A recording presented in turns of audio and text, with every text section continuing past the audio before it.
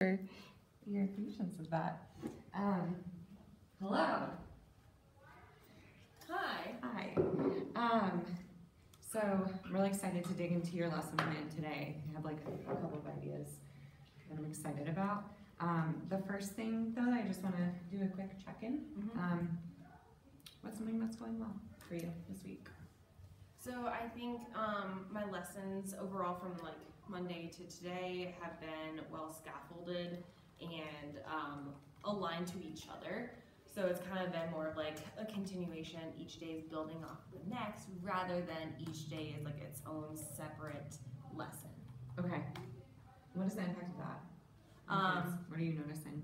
So I'm noticing like the hitting information over and over and over again is helping them continue to be familiarized with it, building those big concepts, and also activating their own background knowledge for the day's lesson. So I could be like, what did we learn yesterday? How is that going to apply to our lesson today? Awesome.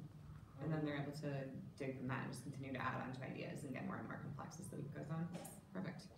And then when you're talking about scaffolding, what skills were you scaffolding across the week that like you found to be particularly successful? So skills around like primary documents. What specifically? Understanding the source of the document, at least being able to see who the author is. By at least identifying who the author is, sets them up for more understanding of the document, even if it's a complex primary document. Are students able to articulate why that is? Why understanding who the author is? I don't think yet. You don't think yet? No. So that's something you'll continue? Because I know next week you're also working on author's purpose, so that's like a great opportunity. Awesome. That's great. And then is there anything that you need support with, or what is something you need support with moving forward? As I reached out to you, there's some text coming up with really complex ideas around Greek philosophy. I know personally that is a weak spot in my own like repertoire, and I think if I'm able to understand a little bit better, and then I can help, I guess, pick the best parts of the text that, you know, I don't want to give them things that they just don't need to confuse them even more. Yeah. So say that back to you. You want to first of all, you want to make sure that you're super solid on Greek philosophy, and so that you can make better decisions around which parts of the text to select, while still giving them opportunities to interact with tough primary source documents, but not overwhelming them with unnecessary information. Right. Cool. Awesome. Well, I think today, as we move into this co-planning work around the lesson, we'll be able to hit some of those things. Cool. Cool. So go ahead and pull out your WAG and your end of unit assessment. And if you want to go ahead and pull up, when I was looking at your WAG, I'm noticing that you're using Herodotus Histories text on Thursday as well. So I'm thinking that since he offered that as an option for the Tuesday, and you're going to be using it anyway, I think it's a great opportunity to use that text twice so kids get 2 reads with it. And they're just practicing for a different skill on each day. Sorry, just one thing to add on to that. Yeah. The histories text has so many different parts to it. Did he reference which ones to use, or he just said histories? Okay. Okay. So we'll find some time today to dig into that and determine what's best. But do you have access to that text? Because it's a big one, I don't know exactly the line he's looking at. So like if I look at Herodotus, like I type in Herodotus on like democracy, and actually trying to find like the parts that he is referring to, it's because he's writing from like a Greek historian's point of view. Which is probably important, right? To look at the historian's point of view and then also look at the primary source. And then last year when you did this, were you tapping into Pericles or tapping into? I know I did Plato. Okay. You did the Republic? I did the Republic. Okay. But I found that text not as relevant to Greek democracy? Yeah, it wasn't as it wasn't the best leverage for that concept. Okay. At least the stuff that I had. There might be other excerpts from it that might have better stuff about it. I don't know. Okay, cool. That gives me a good frame for how to move forward. I think let's start with kind of unpacking the week and trying to determine what is the story of the week. And we're going to dissect the exit ticket and the exemplar that he provides to see if it matches A, your end of unit assessment, which I'm assuming it does because he wrote it, but B, and then we can kind of go from there to determine what the text needs are to ensure that students can be successful on that exit ticket if we determine that it is aligned, because I know that it has not always been aligned. Cool. So I'm going to give you about 3 minutes right now, and I want you to read through your WAG for the week. And you're going to be, we've done this a few times, but kind of trying to identify what is the story of the week. So thinking about questions like, what is the culminating task at the end of the week? What are the key concepts or ideas that you want students to learn? And how are you going to get there? So kind of thinking of those things. So take about 3 minutes. If you want to jot down notes, I have a notebook. Feel free to do that. If you want to type them out, it's up to you. You're going to take? I'll grab it up. You're going to grab your notebook. Okay. I'm just gonna close the door as well. Okay. Because little children like to fight me.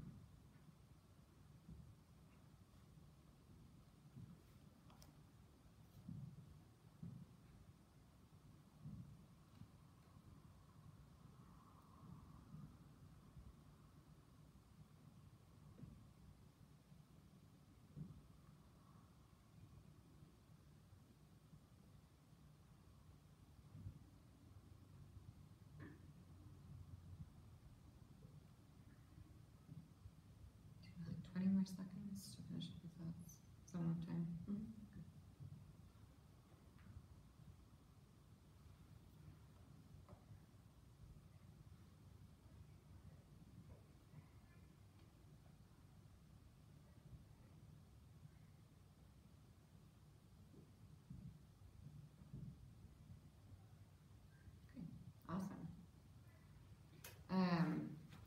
Actually, I think this week is interesting, Mm-hmm.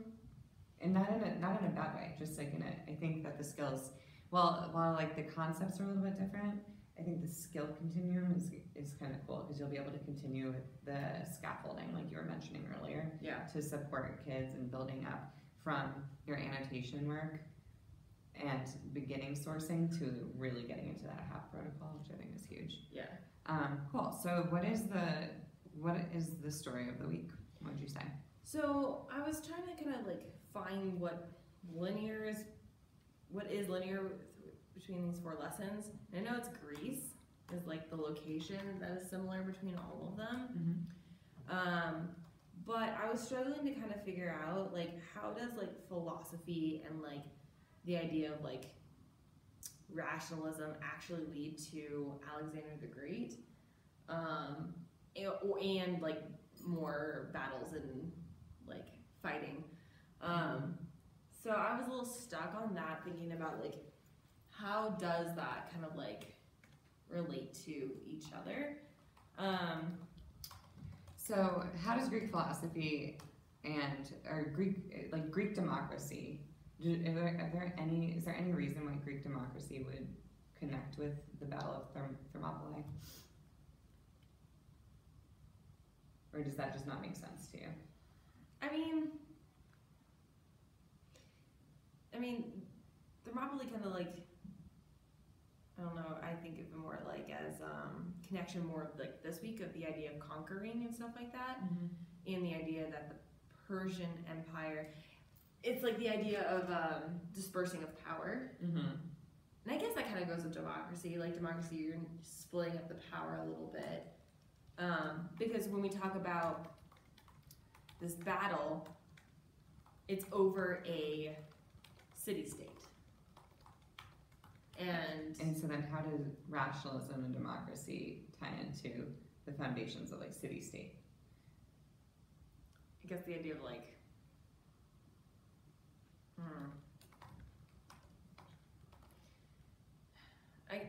it's more about like intelligence rather than straight up power. And I think we're starting to see like the leadership in this area take on a little bit more of like that idea of like education and like, I don't know, it's kind of a stretch. Yeah, it's a stretch. I don't know. The more that I'm thinking, so here's my wonder is, switch to. Yeah.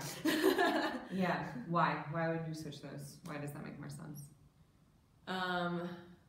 Because I don't necessarily think. I think that these 2 lessons are interrupters from what you did this week, versus like these you can merge right into through the Persian Empire and conquest, which is what you've been working on. So I'm almost wondering if it makes sense to kind of like tie a bow on that. Obviously, there are implications for this here, but I'm wondering if I'm about to go real crazy. What if? Okay. What if we go Thermopylae, Alexander long-term, Alexander short-term, all in block day, or bring it into Thursday, or something like that. And because because even next week we started getting into different content, I think. Entirely. I think Yeah, so. let's look at that. So we have, because this is short-term, long-term, and then goes into Hinduism. That's the Monday, Tuesday, the night. Oh, that was the short-term Alexander the Great, the long-term. Yeah. So, actually, I don't know. We can make the entire week. We have 4 lessons. I don't know. Just to make the story seem more like logical. It doesn't currently seem logical, but it also feels a little inorganic to just like plop Greek philosophy and democracy at the end. And I know. Let me also pull up my scope. So what was your lesson today? Let's see if we can make any connections from your lesson today to the Greek democracy or the Greek rationalism lesson. How could those potentially work together in sequence? I mean, we're talking about treatment of minority religions. Within the context of conquest. Yeah. Okay. We're still really hitting that conquest idea, because today we were talking about how people who were conquered, even if they did not believe in whatever, in Zoroastrianism, as long as they paid taxes, they were still treated pretty fairly. Mm-hmm. And like this group of people, the Jewish population, they're becoming a minority. I don't know, we're talking about like all conquering and stuff like that. It just like, it seems weird to go into Rationalism. right. So I would almost think that keep with the idea of like conquering, so that's Alexander the Great, Mm-hmm. Battle of Thermopylae stuff. Mm-hmm. Move rationalism to either the next week or something. Keep it separate. Does that make sense? Yeah, it does. It does. I think that makes a lot of sense to me. This is the week. This week 9. And then My one question is just chronologically, does that get messy?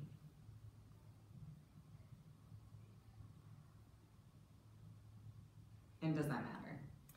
I don't know if philosophy really matters in terms of time. I don't, it depends on what we're trying to get out of it. Right. And in this case, what are you trying to get out of it? I guess more of like the new concepts that are being developed in this area of like rationalism and democracy, rather than relying solely on religion and mythical things to explain what's going on. Right. So I guess one question that I have is the understanding of democracy fundamental to the study of Alexander the Great in the Battle of Thermopylae? Sarah, say that again. Is the understanding of Greek democracy and democracy in which not all people are included, Mm-hmm. does that dictate or does that have implications for the depth of understanding or success that they'll have with the Battle of Thermopylae and Alexander the Great? Are there any concepts that they need to understand democracy for before they launch into this? I guess leaving out women and slaves when it comes to democracy. Does that come up in Alexander the Great in those lessons? Yes. But I don't know. It also almost makes more sense to be like, let's compare this Persian Empire to when they conquer people.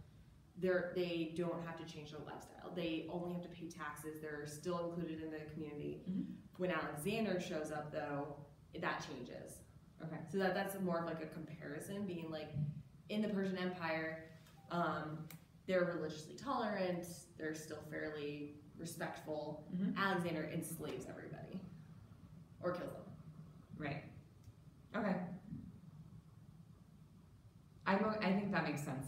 Yeah. Yeah. So here's what I'm gonna have us do. We're gonna go back and we're gonna think about what is the story of the week if we switch those things. Okay.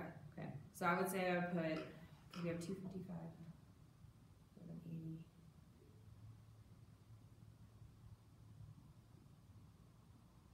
And I also think too that your HAP protocol, that bleeds in really well to how you ended the week this week, because you kind of started sourcing and like the idea of context and historical context, who's writing the piece, why does that matter? Then you can build on the why does this matter with HAP, and then that gives you the opportunity to dig into like those key philosophical documents. Yeah. With that lens. Right. Okay. Yeah. Okay, so let's start the story of the week, both in terms of concept and skill. Content and skill. So I think. So I'm gonna give you 2 minutes. Okay. To rewrite that.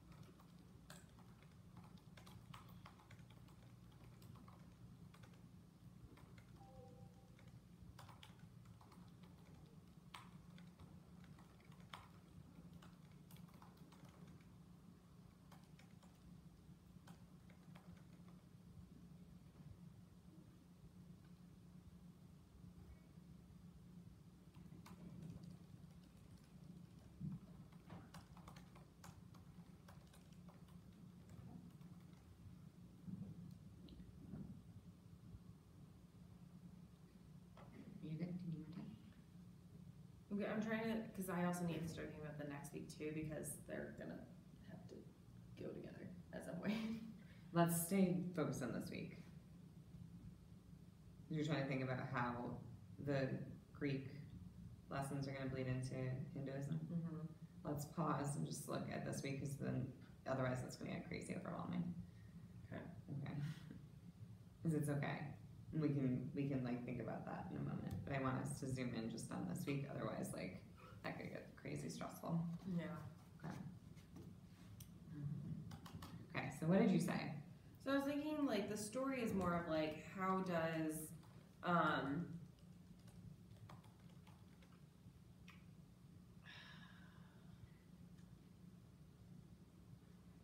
don't know, it's like, how does conquering and I don't know, I'm trying really hard to put Alexander into rationalism and democracy, and it's really, really hard. Mm-hmm. Because I can see them differently, as in, like, Alexander's kind of going back to that idea that he's still considering himself like a myth, and like he's going back to like more of the mythical and like religious stuff rather than the philosophy, which is a lot more like rational and like intellectual. Mm-hmm. I mean, do you think though that like there necessarily needs to be a story thread there, or can you say like, okay, pause, we've seen this guy kind of resort back to some of the old ways? Well, well, if we're doing it this way, then he's still carrying on the idea of like, okay, I've been chosen from the gods, and then great, we'll change into, okay, now meanwhile, this is also happening in another part of the world, like in the same country that he's from, right? Because he's Greek, right? And then maybe talking about like why that's important. Why is that important? because he's so powerful, and he like has this like legend of him,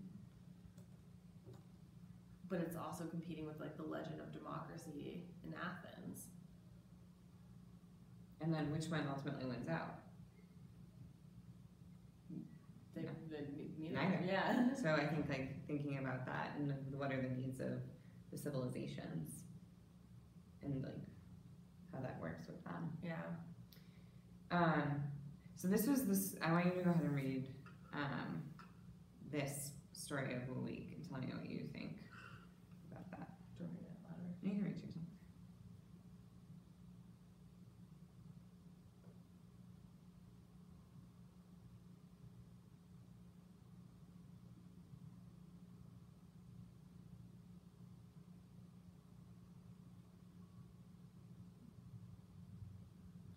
And the So yeah, what do you like? What would you add or take away?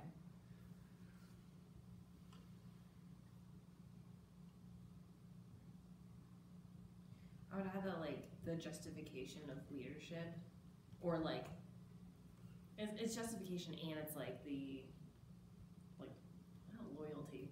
It's like the buy-in for a leader. What about it? It's still coming from like religious or mythical Fear, almost, right? Yeah.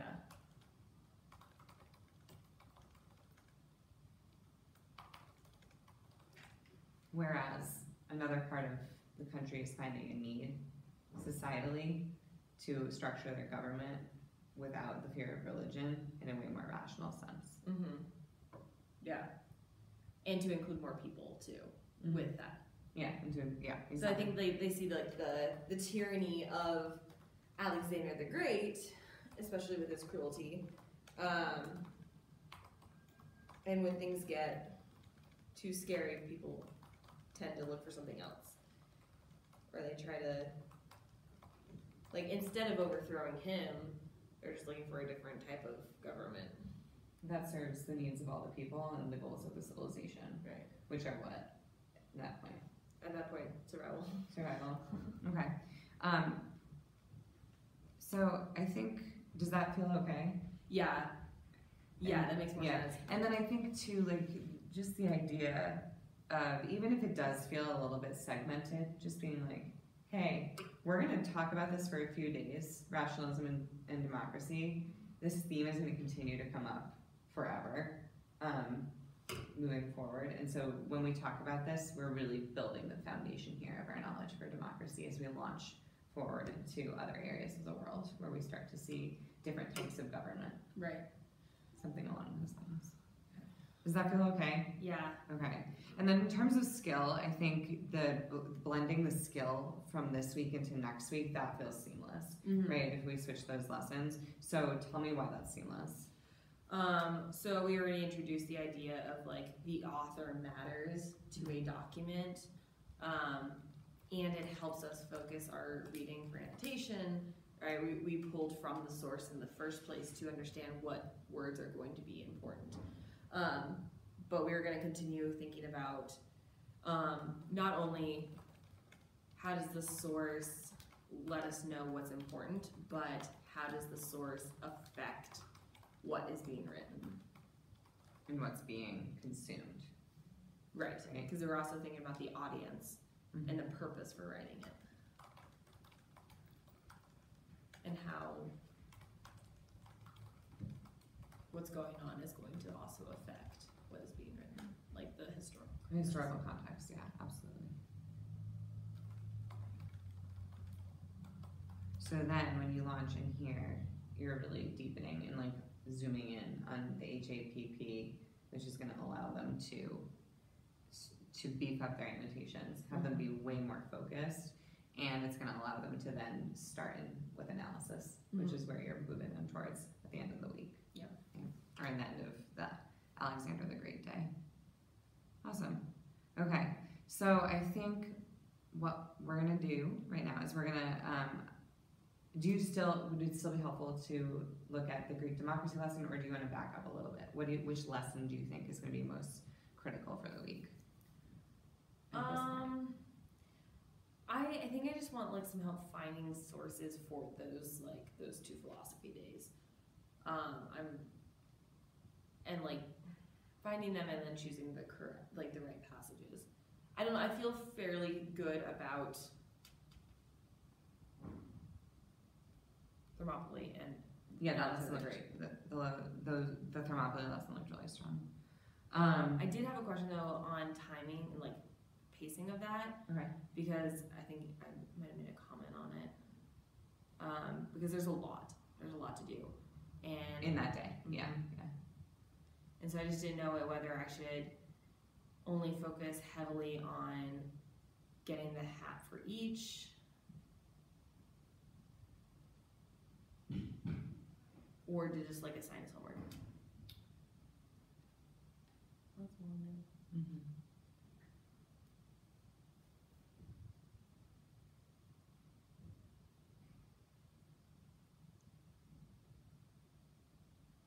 Yeah, I don't know, because like I have been slow in my pacing.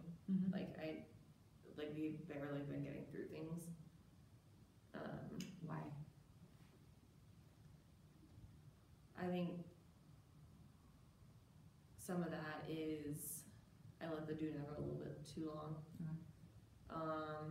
Some of that's classroom management stuff, like making sure I have like 100% and stuff like that. That takes some time. Yeah. We have been struggling a lot in like coming back together and like getting ready to go right away. And maybe like, but it's important. But like I also want to know it's important that you are like staying the course with that. Yeah, that's huge, and that's huge because if that slips now, then like February is gonna be miserable. So you want to make sure to keep doing that. I think I think the do now is tough. What I'm noticing like across the board, not just in here, but with do nows, I think sometimes we have the tendency with the do now to want to check in and call on like 8 different students to go through the whole thing. I'm wondering if it makes sense to have them turn and talk and their responses for the do now while you heavily circulate and you pull out any misconceptions and address those with the class, rather than like go over the do now question by question, especially if it's like a hefty one. Okay. Does that sit okay? Yeah, that makes sense. Why would that impact the pacing? how could that impact the pacing? Because then I'm already focusing on like what misconceptions rather than waiting to hear the misconception come out. And a lot of it's like, all right, who wants to share number one? And it like, you would wait for a volunteer. This way I can go straight to the student and not have to waste that time. Yeah, and you can also just, and if you see somebody with the right answer, like you can kind of do a mix of like, here's some things that I noticed that we were struggling with as a class. I just want to address this. Let's like make sure under question 6, let's draw a line. We're going to go ahead and stamp that because I want to make sure before we move on that we have this background knowledge solidified, especially if that's what you're tapping into. So just to be clear, right, like this is what you want. And I think like if you do the do now ahead of time, you'll be able to like just bring up what you stamped rather than kind of what you've already written, rather than like kind of making it up on the spot, and that will save a lot of time as well. And I think just like leveraging kids, because I think sometimes we get spend too, like kids volunteer, like we have some kids who just like want to volunteer, which is awesome. But I think what can happen, and when we have that whole class back and forth review of something, is that we can spend a lot of time wasted being like, okay, what do you think? And they're not wrong, but they're definitely not right. And so then you're like, ooh, you backpedal and you're like, okay, who else can add to that? And so I think for the sake of pacing, to while you're lapping, to find a couple of kids and be like, they have the right answer for that, they have the right answer for that, and then it feels like you're cold calling, it gives the illusion of cold call, then kids are still engaged because they think you're cold calling, but you also have chosen kids who know the right answer. Yeah. Does that feel? That feels better. Okay, so tell me what you're gonna do with your do now next week. So definitely give a turn and talk before bringing a whole group. Gives me extra time to zoom in on students who are almost there and students who have got it. What are you doing during turn and talks? Circulating, listening to answers. And identifying what? Identifying the students I'm going to call on. And what else? Students who are almost there. You want to make sure while you're the misconception. Yeah, so if majority of kids are just super off base on like 6 through 7 or whatever, I'm just using numbers, I don't know, but then you're gonna just take the time and be like, I'm not gonna like call out and wait for that, I'm gonna just go ahead and proactively stamp that. The other thing I'm just gonna name too is like sometimes do nows you don't need to go over.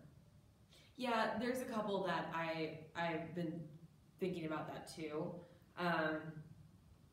Today though we were talking about the Babylonian exile and bringing up the idea of diaspora again, so I wanted to hit that. Yeah, so I think like too, if it's something like that and you just want to, turn and talk to your partner and name diaspora, okay, so let's stamp it and then move on. So then that way like kids are struggling with the concept of diaspora later, they've written it down, they've stamped it, and like they can continue to go back to that as a resource.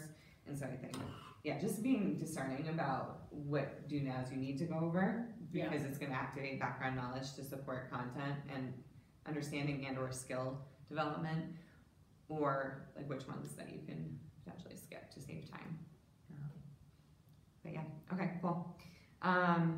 So then I think if we're going to focus on the democracy lesson, or would you like to focus on rationalism? And we really don't have a ton of time, so I apologize. I'm just like, I suck at philosophy. I wonder if I should reach out to Vandel. That's his favorite stuff, is like the philosophy stuff. He was a philosophy minor. So I wonder if he has more resources on this stuff. Yeah, maybe. And like how important, I'm like wondering, how important is rationalism in Greek? Like never mind, I don't like that question that I just asked. So if we were gonna go ahead and look at the democracy lesson, I want us to go down to the exit ticket first and the exemplar. So the exit ticket is to analyze the extent to which Athenian democracy was effective and or was an effective and or fair way of running society. And essentially what this guy is saying is, while it shares the political system more broadly with the people of Greece, it also continues to marginalize people and creates a tension there. And he mentions Euripides here, and he mentions a specific quote from Euripides there. So if I'm going to select a text for this lesson, Euripides, great. And you can zoom in on probably that part of the text. Okay. I know too, funeral oration, that's Pericles, is in the test. Okay. So, I mean, that one's pretty easy to find too. I have it right here. I can send it to you. Oh, that whole thing. But I think zooming in, right? So what are you zooming in on in Pericles? Pericles. So if we read the key points that he has, and we read the exit ticket, how will that help us zoom in on which parts of Pericles to go over with students? I wish I knew Pericles better. I don't know what parts of Pericles to go in. But probably things about like,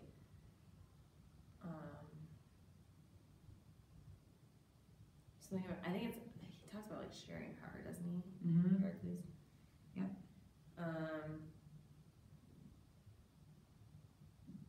Whose quote is like, no, that's not Pericles.